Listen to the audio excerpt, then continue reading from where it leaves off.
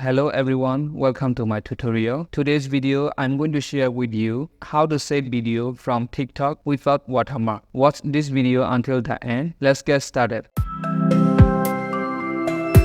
Go to your TikTok account. If you want to save your own video from TikTok to upload in another social media platform, click on your profile and tap on a video that you want to save. After that, click on three dots at the right side on the bottom, copy the link and go to Google Chrome.